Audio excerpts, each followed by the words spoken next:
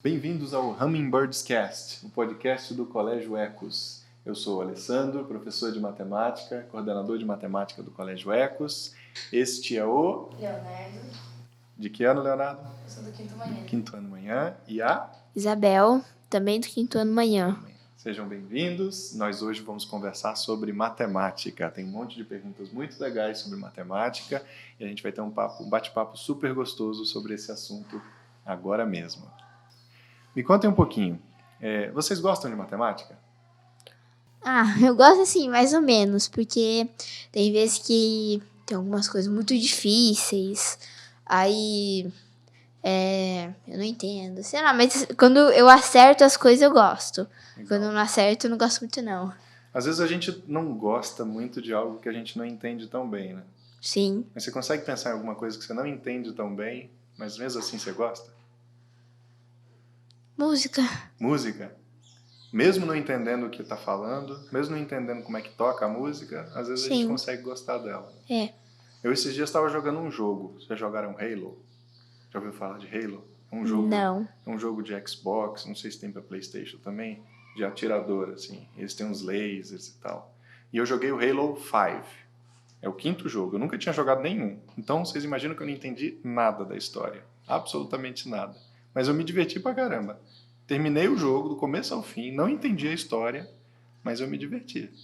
Às vezes com a matemática acontece isso, né?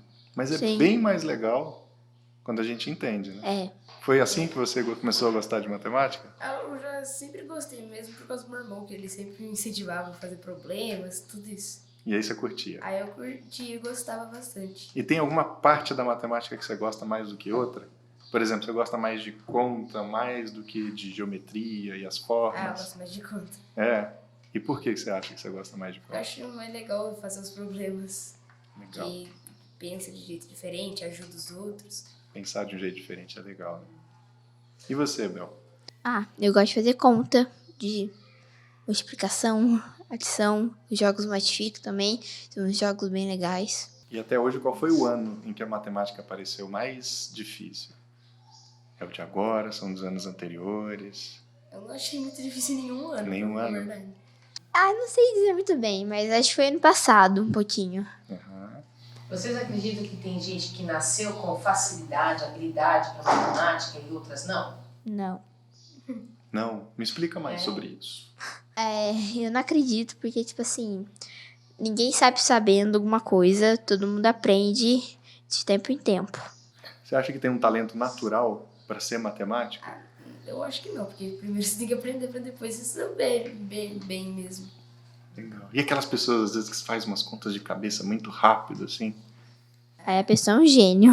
É um gênio? Ela tem que ir ela vai ser o gênio da lâmpada, ia dizer. Mas será que ela já nasceu com isso ou ela treinou e ficou Treinou e ficou assim. Tem umas perguntas que vocês fizeram aí, que vocês anotaram, de algumas coisas que vocês gostariam de saber. Querem falar sobre alguma delas? Alessandro, sabemos que a matemática é muito usada no nosso dia a dia para fazer conta, para saber qual a quantidade de cada coisa, para a gente fazer um bolo. Quais outras aplicações menos visíveis você pode apresentar? Menos visíveis? Olha, tem muita coisa da matemática que vem de aplicações práticas. Por exemplo, a gente está aqui dentro de uma sala. Essa sala ela tem um tamanho. Sim. E aí, para a gente colocar esse piso aqui, esses azulejinhos e tudo, a gente precisa saber qual é o tamanho para a gente medir e saber quanto a gente vai precisar comprar e instalar aqui dentro. Isso também vai ser utilizado para eu saber quanto vai custar fazer isso nessa sala. Essas são histórias de uso da matemática mais visíveis, são mais óbvias. Aliás, a história da matemática começa, sabe com o quê? Dinheiro. A gente precisa criar os números para contar coisas que nos interessam. Trocar quantidades de ovelhas, terrenos, né? Imagina no Egito Antigo, vocês sabem o rio muito famoso que tem ali perto do Egito Antigo? Rio Nilo. O Rio Nilo, né? No Rio Nilo tinha muitas inundações e depois o rio recuava.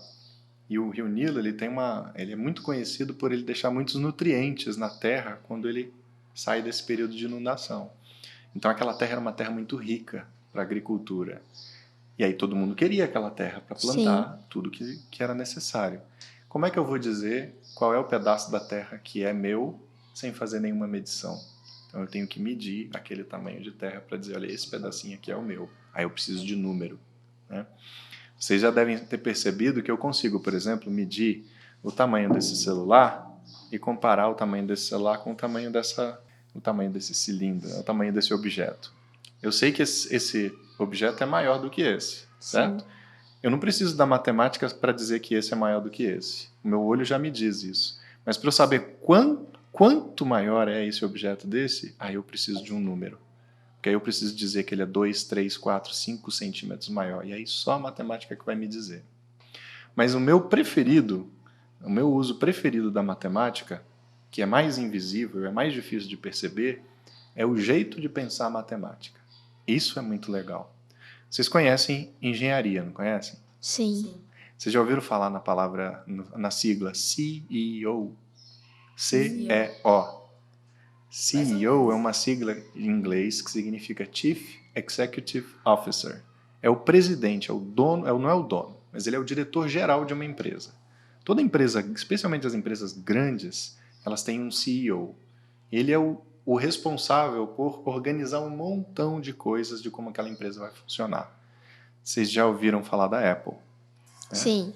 Então, na Apple, durante um tempo, o Steve Jobs foi o CEO. Ele era não só o dono da Apple, o fundador da Apple, mas ele também era o diretor-geral.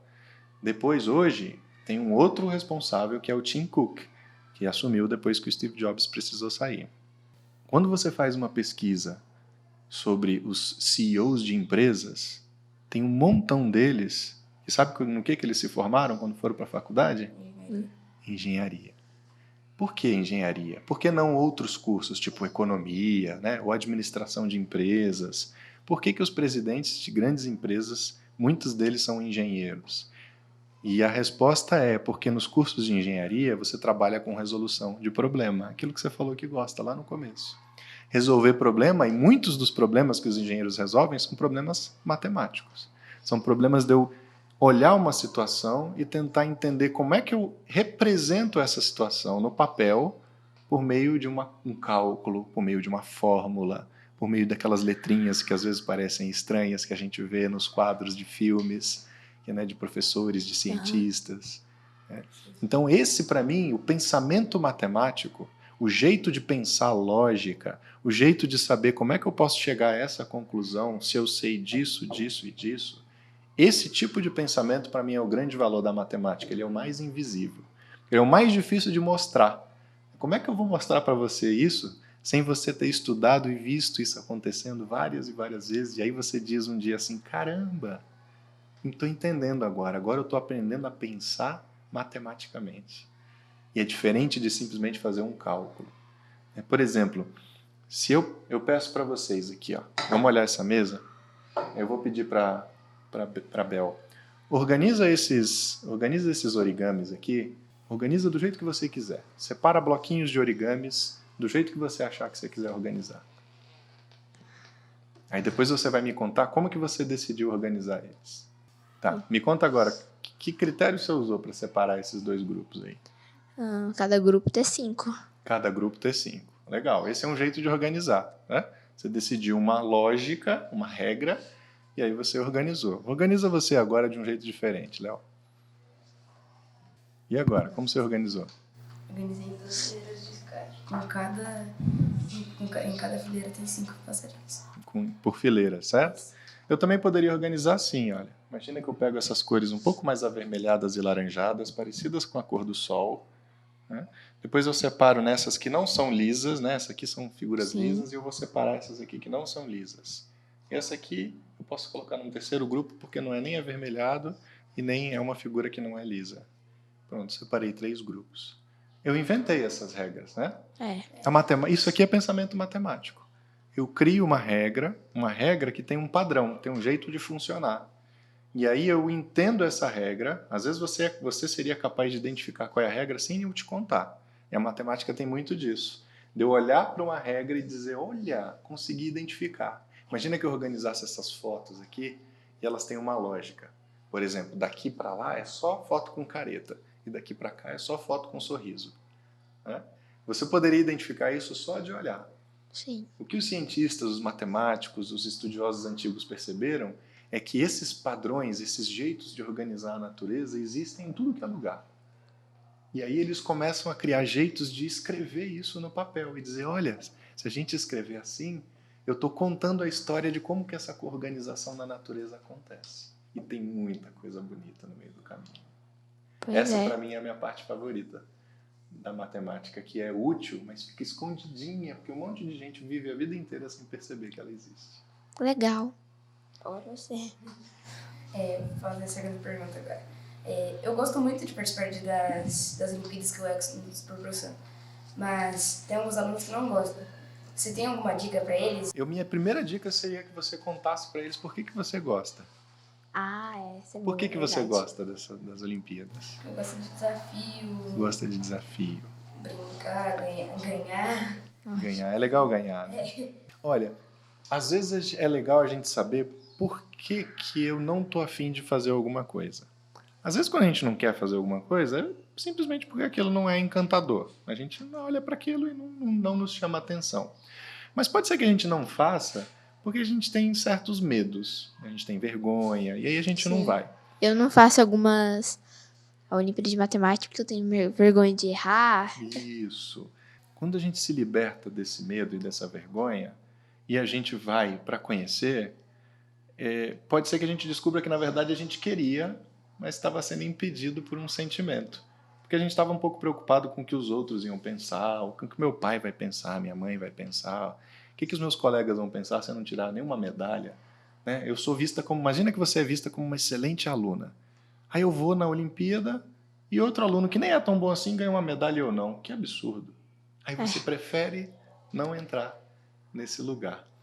Então, a dica que eu dou é experimenta primeiro para você saber se não é só uma vergonhinha boba, porque às vezes se é uma vergonhinha boba, você pode superar essa vergonha. E aí você vai se divertir. Essa é a primeira coisa. Para quem tem um pouco de medo, receio, quem tem vergonha de errar, esse tipo de coisa, é importante a gente olhar a história de grandes pensadores, grandes cientistas e ver que todos eles cometeram erros horrorosos. Todos. Vocês já ouviram falar no Albert Einstein, né? Sim. Albert Einstein, por exemplo, é um cientista que é conhecido como sabido, né? Um cientista que todo mundo sabe da história dele, escreveu livros, publicou ciência para as pessoas e ele cometeu um punhado de erros. Ele falou coisas que depois foram estudar melhor e dizer, olha, aqui Einstein estava errado. Inclusive na física, no campo de especialidade dele. Então, acontece. Vocês já ouviram falar no Isaac Newton? Isaac Newton é conhecido como um dos primeiros cientistas modernos. Ele era inglês e ele viveu no século XVI, se eu não me engano. 15 ou 16. O Isaac Newton ele foi um dos responsáveis por criar fórmulas matemáticas que explicam o movimento dos objetos. Ele estudou muito e morreu velhinho, ou seja, ele produziu muita coisa. Mas o Isaac Newton, que é conhecido como uma das mentes mais inteligentes de todos os tempos no mundo da ciência, ele gastou um tempão tentando encontrar padrões na Bíblia. Nossa. E ele não encontrou nada. Isaac Newton gastou muito tempo estudando, por exemplo, a alquimia.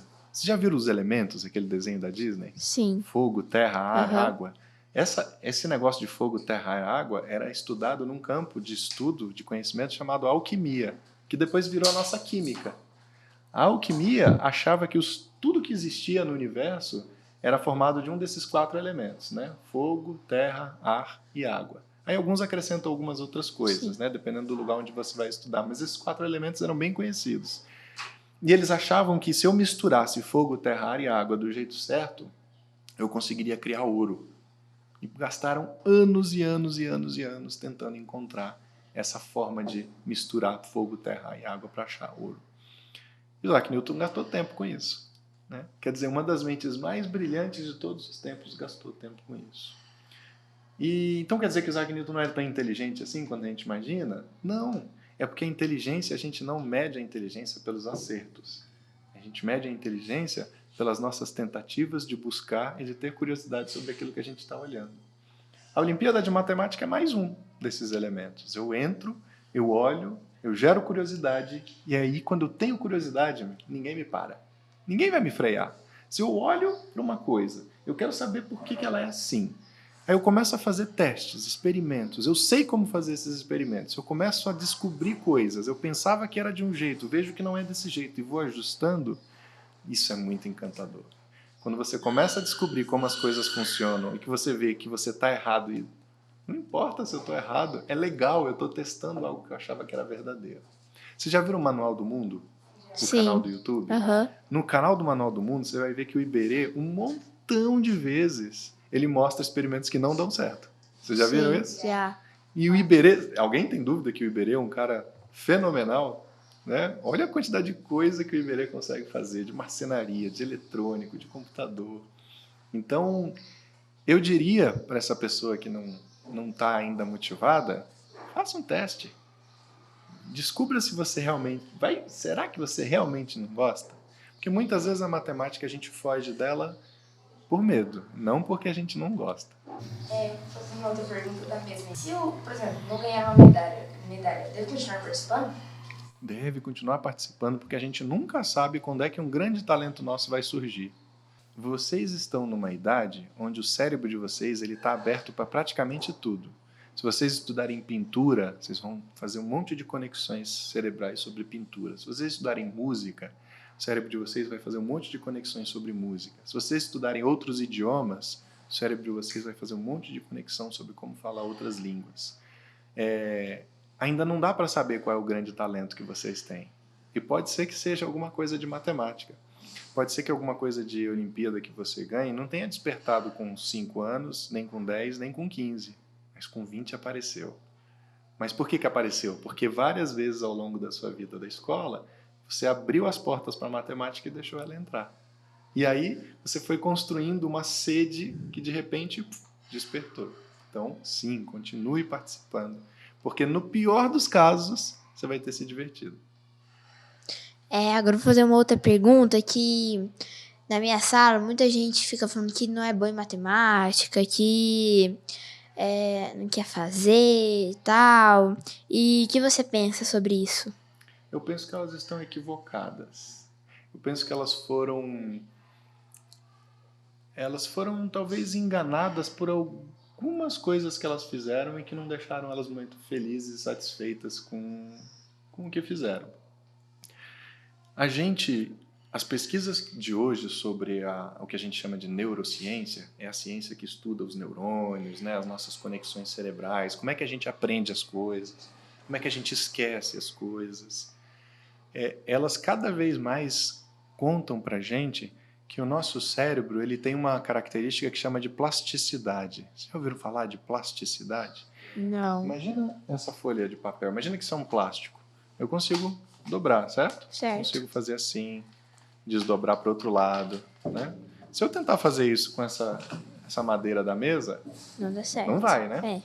O nosso cérebro, especialmente na idade que vocês estão, desde que nasce até ali por volta de 21, 22, 23 anos, ele é muito plástico.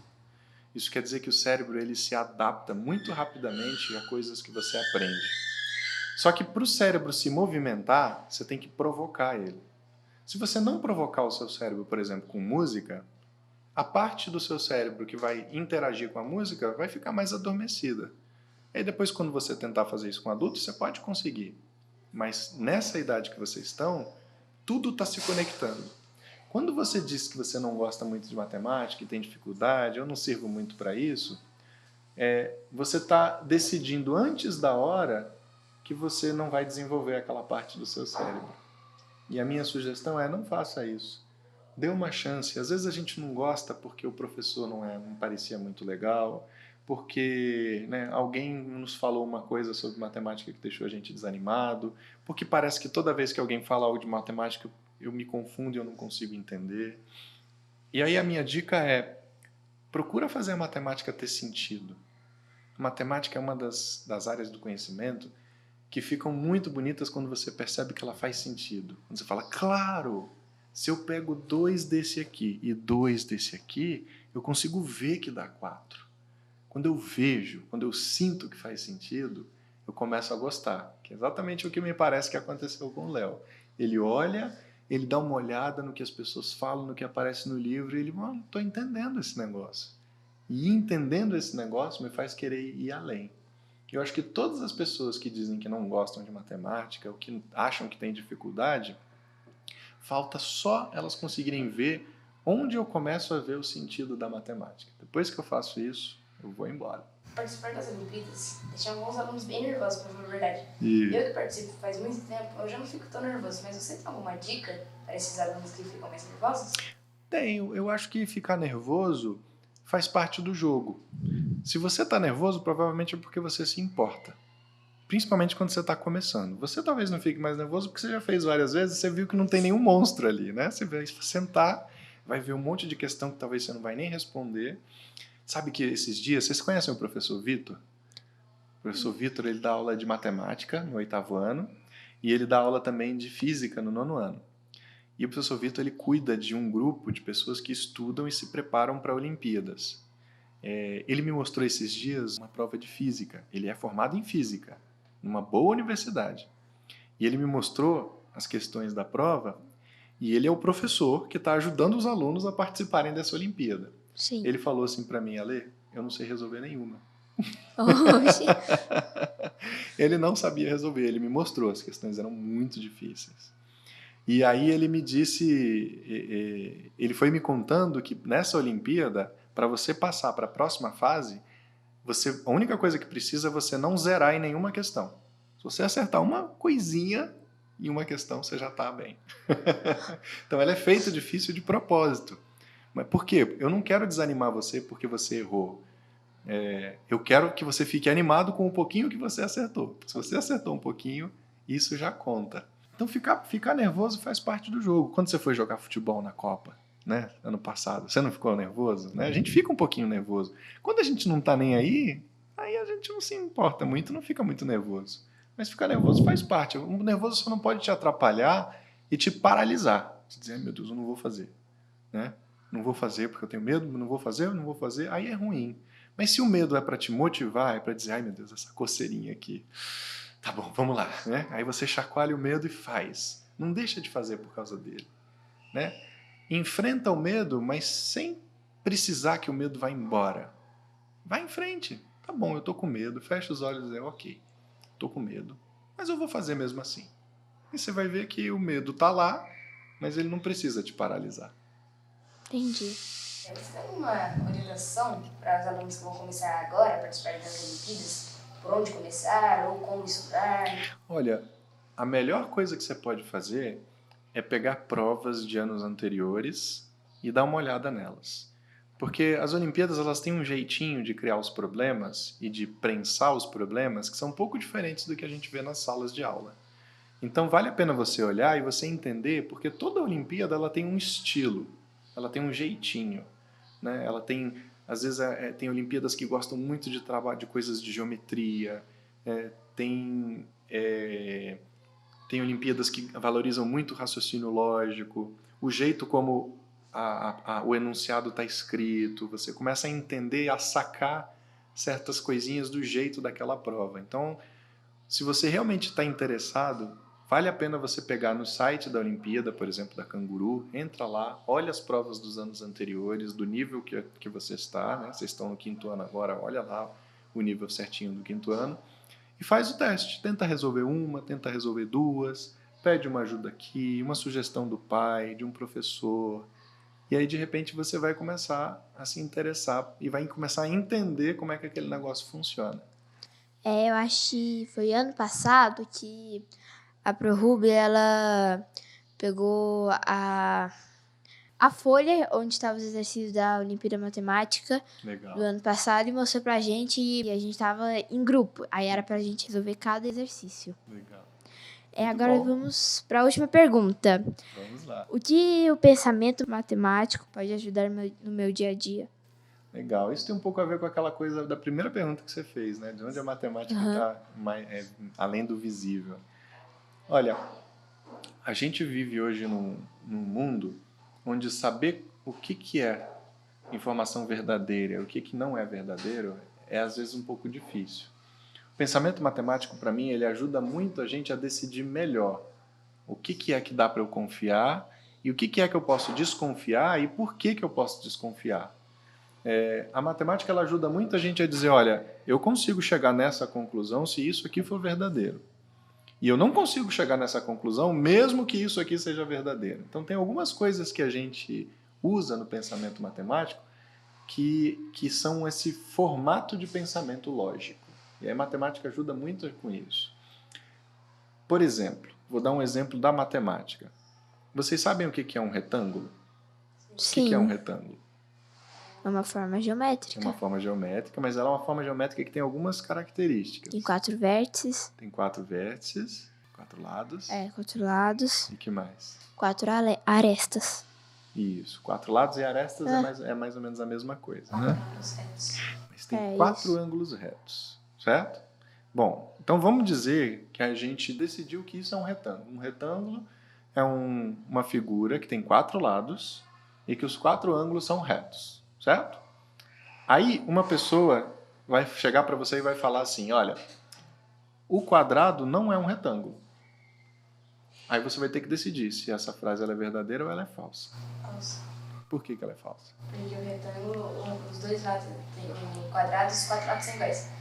O retângulo, 2 lados são iguais, que é do lado esquerdo e direito, e o lado de cima e baixo são diferentes. Os dois são iguais, mas não iguais da direita e esquerda. Você acha isso também, Bel? Sim. Mas vamos olhar para o que a gente falou agora há pouco. A gente disse que o retângulo tem 4 lados e os 4 ângulos dele eram iguais. O quadrado é assim também? Sim. Ângulos iguais. Os ângulos iguais. Mas Os lados, legal. É assim que a matemática ajuda a gente a pensar. Na verdade, o que faz um retângulo ser um retângulo é ter 4 lados e os 4 ângulos serem iguais. Então, o quadrado também é um retângulo. Realmente. A gente está acostumado a olhar o retângulo como sendo uma figura como essa mesa, né? Sim. Onde 2 lados têm o mesmo tamanho e os outros 2 têm um tamanho um pouco diferente, ou maior ou menor. Mas se a gente medir um retângulo com uma régua, tipo assim, daqui até a ponta da outra mesa, não vai dar o mesmo tamanho daqui até ali. Não vai dar. Mas no quadrado vai. Mas o quadrado, porque para uma figura para ela ser considerada um quadrado, ela só precisa ter 4 lados e os ângulos lá de dentro têm que ser iguais. Pode ser o lado igual, pode ser o lado diferente, não importa. E o losango, vocês sabem o losango? O que é um losango? Nossa, O losango ele também é um quadrilátero, ele tem 4 lados. Só que o losango é aquele que parece uma pipa, assim, sim, sabe? aham. A gente normalmente desenha ele assim, mas ele pode estar assim também. Pode. Então o quadrado, ele é um losango? É. Ele é. Se eu pegar Só um que quadrado e girar ele assim, que a gente está acostumado a ver o losango em pé, né? Sim. Mas ele vira um losango. Se você olha olha esse azulejo que está no chão, né? Se você olhar ele assim, ó, nessa direção, ele fica o losango que a gente está acostumado a ver às vezes nos livros. Tá? Todo quadrado é um losango, mas nem todo losango é um quadrado. Porque o losango, se tem um grandão aqui e o outro é pequenininho, aí ele não é quadrado. E às vezes ele está inclinado, né? A pipa, às vezes, ela está assim, ó. Não é um quadrado. Mas se eu for diminuindo aqui e fizer ele ser assim, aí ele vira um quadrado. Todo quadrado é um losango, mas nem todo losango é um quadrado. Todo quadrado é um retângulo, mas nem todo retângulo é um quadrado. Esse é o tipo de pensamento que a matemática tem, muito forte, porque a matemática ela gosta de tudo muito certinho. E esse é o tipo de pensamento que a matemática tem, que se a gente levar isso para a nossa vida, ajuda a gente a decidir melhor o que vale e o que não vale. Né? Qual é o argumento que eu posso usar para chegar nessa conclusão e qual é o argumento que não dá para usar para chegar nessa conclusão. Que às vezes a gente diz, se isso é verdade, então isso aqui. E às vezes isso é falho. A matemática ajuda a gente com isso. E agora, para fechar, como é a matemática no Fundamental 2? Como é a matemática no Fundamental 2? Olha, no 6º ano a gente faz meio que uma revisão de vários itens que vocês já aprenderam e dá um passo de profundidade. Por exemplo, vocês já aprenderam fração, certo? Sim. Aí vai começar a aprender frações, mas com numeradores e denominadores um pouco maiores, problemas um pouco mais complicados.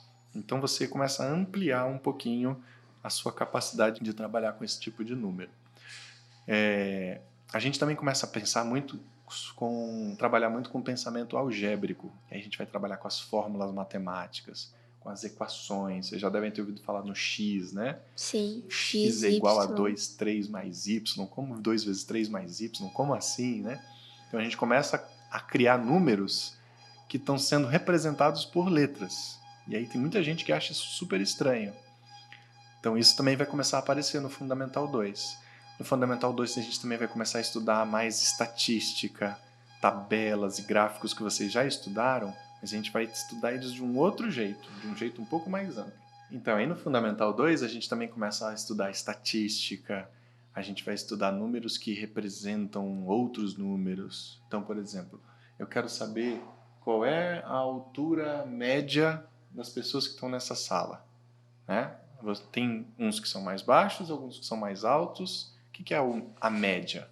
A média é um número que eu uso para representar todos nós que estamos, a altura de todos nós que estamos aqui. Aí a gente usa a média.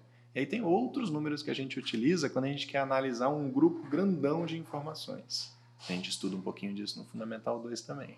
Então vão aparecer outras coisas com mais profundidade, mas alguns temas vão ser quase que totalmente novos. Né? Nunca é totalmente novo, vocês sempre já tiveram uma sementinha deles antes, mas eles vão ter um jeito de estudar um pouco diferente. Entendi. Muito legal. Legal. Muito obrigado, gente. Obrigado você. Foi um prazer conversar com vocês. Igualmente.